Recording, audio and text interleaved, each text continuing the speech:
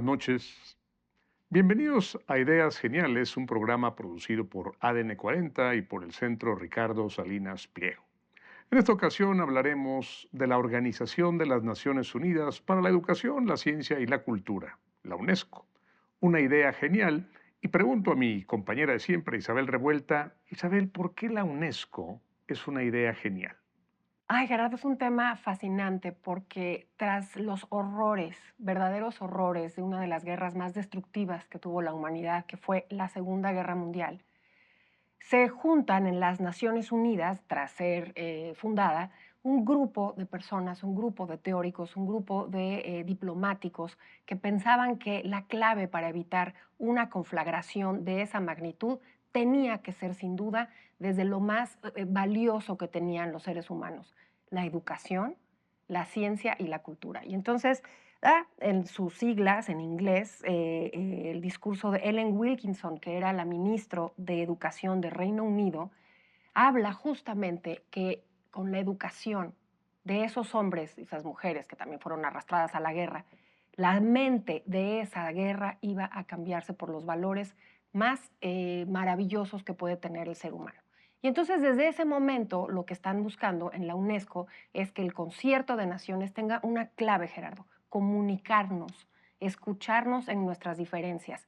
Entonces, lo que plantea la UNESCO es que la gran riqueza cultural del mundo radica en esas diferencias. Hay que escucharnos, hay que entenderlas y hay que salvar esas diferencias. Y en 1945, de hecho, el preámbulo de la UNESCO dice, puesto que es en la mente de los hombres y las mujeres que nace la guerra, es en la mente de los hombres y las mujeres que deben sostenerse y crearse los baluartes de la paz. No basta con un acuerdo diplomático, no basta un acuerdo económico, no basta un acuerdo militar, porque eso se rompen. Claro. Mientras la gente siga queriendo dominar, aplastar, mientras la gente tenga el racismo en su corazón, mientras la gente sea xenófoba, mientras la gente acumule odio y lo esparza, de nada sirven todos los tratados militares, económicos y políticos. Se requiere cambiar la mente de hombres y mujeres. Y así dice el preámbulo. Tal cual. Puesto que la guerra nace en la mente de hombres y mujeres, es en la mente de hombres y mujeres que deben establecerse los baluartes de la paz. Claro, y los baluartes de la paz, entendida como ese progreso tan anhelado que siempre ha buscado la humanidad. Pero bueno, esos valores son importantísimos empezando con la educación. La mente humana educada es maravillosa, es el genio creador que ha dado rostro al mundo entero. Pero cuando esos individuos, tras la guerra incluso, no tienen acceso a esa educación, la UNESCO ha enfatizado muchísimo en la educación de las infancias. En recientes fechas, 3 de cada 10 niños no tienen acceso a la educación en el mundo. Digamos, a educación primaria, esa que por ley en el mundo, por la UNESCO, por los tratados que han firmado todos los miembros de la UNESCO, es obligatoria y laica. Pero esa educación primaria, si tú la pasas a las niñas, hoy por hoy, por ejemplo, el mundo de Afganistán, todo ese mundo tremendo del Islam extremista, ya ni siquiera es posible estudiar. Olvídate de una secundaria o una preparatoria. Lo que ha hecho la UNESCO es, porque desafortunadamente, Gerardo, la paz no llegó.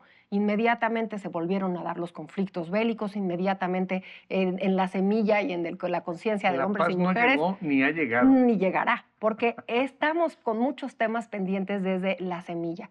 La educación, Gerardo, es importantísima y sin embargo en muchas agendas de muchos estados no es importante.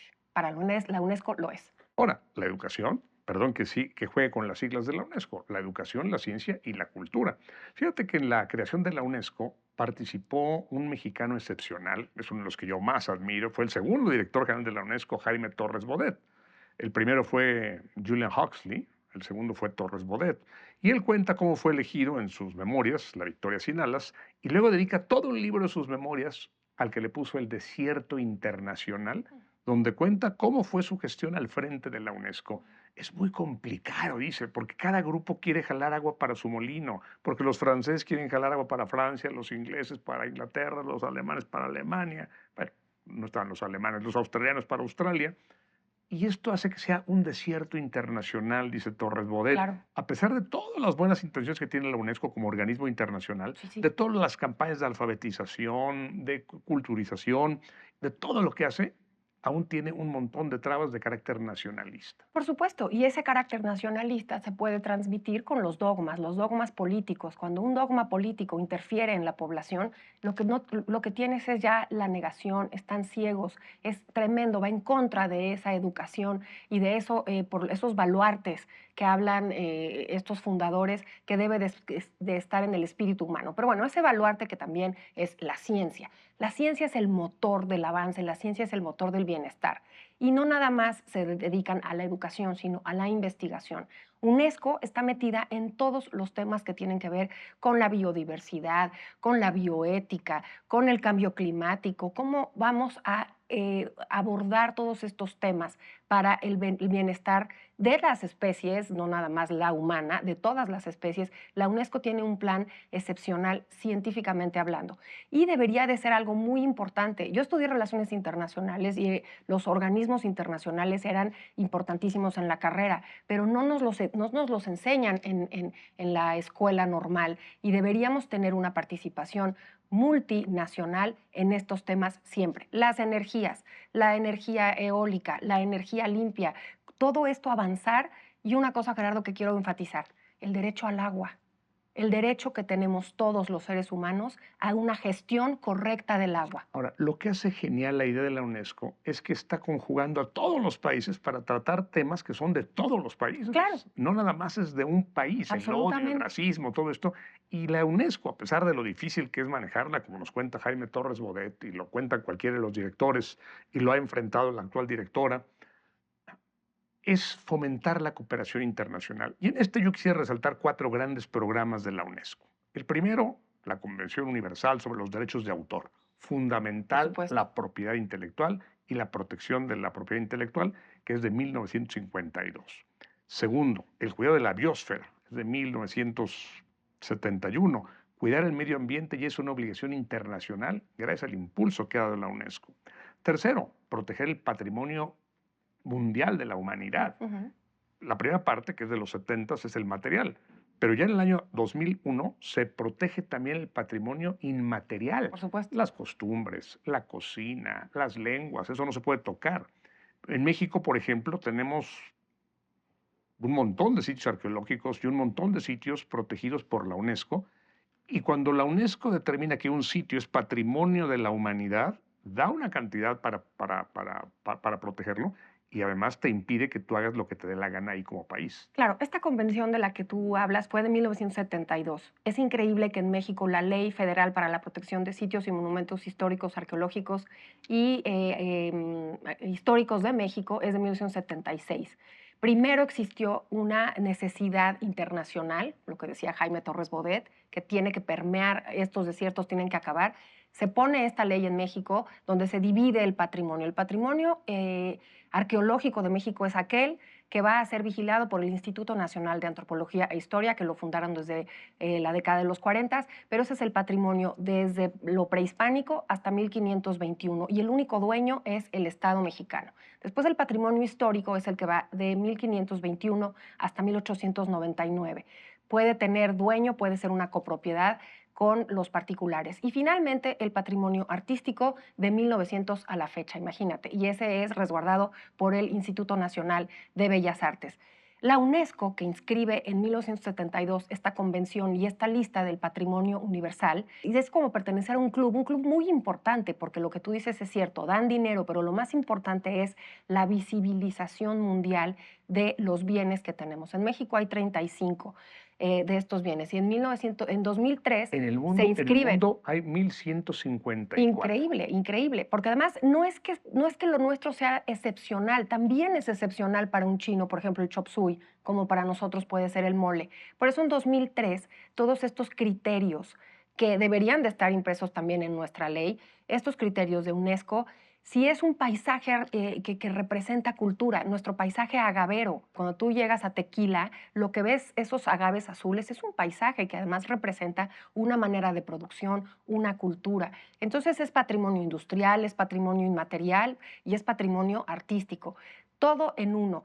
No somos tan capaces con nuestra ley de aplicar un verdadero reglamento para evitar, por ejemplo, que se ha perdido la forma de vivir del siglo XX. ya estamos en el año 24, en la segunda década, y sigue siendo todo siglo XX patrimonio artístico y no histórico. Lo que la UNESCO, bueno, entre los sitios arqueológicos materiales que la UNESCO ha determinado patrimonio de la humanidad, está Teotihuacán, Ujú. está Xochimilco, está Monte Albán, Sí, está el Centro Histórico de Puebla, está el Centro Histórico de Oaxaca, la Ciudad de está México. Palenque. Entonces, hay treinta y tantos, 37 me decías tú, ¿no? Pues, bueno, son 37 sitios protegidos por la UNESCO que ya no son de México, corrijo, que no solo son de México, Claro, son del mundo. Y eso pasa absolutamente. también con muchos lugares de la India o de España o de Francia o de Inglaterra. Ya no es nada más Stonehenge no le pertenece al Reino Unido, Stonehenge le pertenece a la humanidad. Y esta mentalidad, es decir, este templo, el Taj Mahal de la India, Claro, la muralla china, no solo es de los chinos, es es de mía, toda la es humanidad. tuya, es de ustedes. Oye, Gerardo, y para comprendernos, para comunicarnos, esos seres humanos y buscar la paz en nuestros corazones, que aunque suene trillado, hay que entender, por ejemplo, esos procesos culturales. El Camino a Santiago y la fiesta de Día de Muertos mexicana son patrimonio de la humanidad, es un patrimonio inmaterial porque es la forma, la cultura en que se organizan esos pueblos. Hay muchos otros elementos en el mundo de esas fiestas importantes, de esos rituales.